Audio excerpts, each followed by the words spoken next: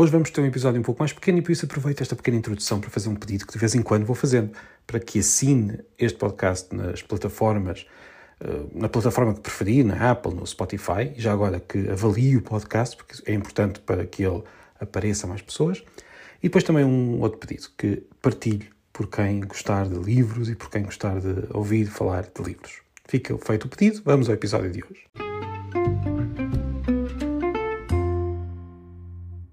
Tenho recebido perguntas muito interessantes e comentários que também gosto muito de ler, de vários leitores e ouvintes. Eu vou tentando responder. Às vezes respondo diretamente, outras vezes até tento responder nestes episódios, ou tento referir aquilo que recebi. Ando aqui às voltas com uma pergunta que recebi pelo Instagram, curiosamente, mas é uma pergunta sobre o que chamar a certos livros que brincam com o próprio ato de escrever. Eu depois explico isso, não vai ser hoje, só para dizer que ando a pensar nisto, mas hoje não consegui ainda ter a concentração necessária, ainda por cima daqui às voltas, nas férias, que por vezes dão mais trabalho do que o próprio trabalho. Estou a brincar. Raramente dão mais trabalho do que o próprio trabalho, mas por vezes põe-nos a cabeça noutro sítio e não naquilo que costumamos fazer no dia-a-dia, e este podcast, no fundo, já é uma coisa que eu costumo fazer no dia-a-dia. Mas estou a pensar nessa pergunta, mas fica para amanhã ou para outro dia. Hoje lembrei-me de ir, ou seja, eu estou aqui de férias num certo lugar de Espanha, cujo nome eu até me quero lembrar, mas não vou dizer, para já, fica o suspense para o resto da semana. E estou aqui, e a última vez que cá tinha estado, tinha sido há 4 anos, em 2019. E nessa altura lembro-me de ter escrito uma crónica para o SAP 24, sobre livros da praia. Uma crónica em que propunha 5 livros, muito diferentes uns dos outros. Quer dizer, nem por isso. Na verdade, eles até têm bastante... 3 deles, pelo menos, têm muito que ver uns com os outros. Mas pronto, não são livros que sigam uma determinada lógica. Eu simplesmente lembrei-me, nessa altura, destes 5 livros e decidi propor. Estava aqui de férias e decidi escrever este artigo sobre os 5 livros. E agora lembrei-me, vou ver o que é que eu andava a propor há 4 anos. E tenho aqui então os tais 5 livros que gostava de aproveitar para o episódio de hoje. O que estes 5 livros têm em comum, na verdade, é tentarem sempre fugir um pouco ao género em questão. Por exemplo, o primeiro é o livro de Kate Summerscale, chamado As Suspeitas do Sr. Witcher. É um livro policial que reconta um caso da Inglaterra oitocentista. E é por isso que este foge um pouco ao policial habitual, porque este policial é um policial real. Isto aconteceu mesmo. Foi uma criança de 3 anos que foi assassinada e os culpados foram investigados por um detetive chamado Witcher, que acabou por ser a sua figura real, acabou por ser uma das fundações da figura do detetive, da figura literária e cinematográfica do detetive. Por isso este livro não só brinca com o próprio género, como vai buscar uma figura real que foi a origem de muitas das figuras ficcionais que nós conhecemos hoje. E é, ao mesmo tempo, um policial que termina, já agora, na Austrália, em meados do século XX. Este foi o primeiro livro que eu propus há 4 anos. Logo a seguir, o outro livro é também um policial, mas um policial muito diferente. O policial aqui deste país onde estou, ou deste estado onde estou, que muitos dizem que é feito de vários países, e na verdade é, porque a palavra país não quer dizer apenas país independente, quer dizer muito mais coisas, mas pronto, isso é outra história. O livro que estou a falar é Os Mares do Sul, de Manuel Vázquez Montalbán. É um romance amargo, de uma Barcelona bastante suja, como escrevi nessa crónica, e é um livro que na verdade é bastante apetitoso e que já tinha lido há muitos anos. Não sei porque é que me lembrei dele há 4 anos, provavelmente por estar por aqui, ou por ter acabado de ler um outro livro do mesmo autor. É um livro que também serve para uma tarde de praia, apesar de ser bastante mais...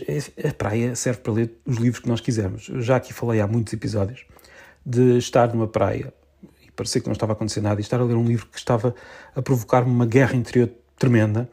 E isto muitas vezes acontece ao nosso lado e nós pensamos que a pessoa está a ler apenas um livro daqueles para estar na praia sossegada, e não. Pode estar ali a ler um livro completamente inesperado para aquele ponto. Na verdade, não há, para aquele lugar. Na verdade, não há livros inesperados para a praia. Nós podemos ler os livros que quisermos, onde quisermos. O terceiro livro que propus há 4 anos foi mais um policial, desta vez português, um livro de que também já falei aqui neste podcast já há muitas semanas. Estou a falar da Balada da Praia dos Cães, do nosso José Cardoso Pires, o meu José Cardoso Pires, e estou a dizer meu porque foi um autor que eu estudei muito durante o meu mestrado, escrevi uma tese inteira sobre ele, e é um autor, portanto, me diz muito. É um livro em que nós aprendemos pouco a pouco a não gostar do detetive que nos calhou e a deixar-nos cair, como escrevi também nessa crónica, devagarinho para o lugar do criminoso. Mais uma vez, um policial que dá aqui a volta ao texto. Os policiais, curiosamente, são um género que muitas vezes é composto por livros que brincam com o próprio género, que põem o género ao contrário, que fazem coisas que não estávamos à espera. Ou seja, são literatura. A literatura faz isto. A literatura põe-nos perante algo que não conhecíamos ou que não estávamos à espera.